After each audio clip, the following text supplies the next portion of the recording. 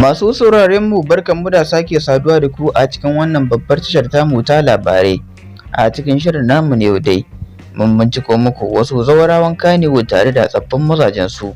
Mai sauraron mu idan wannan ne farkon ziyartar ka a cikin tashar tamu, sai ka dan kula mana subscribe domin ci gaba da kasancewa da mu a kowane lokaci.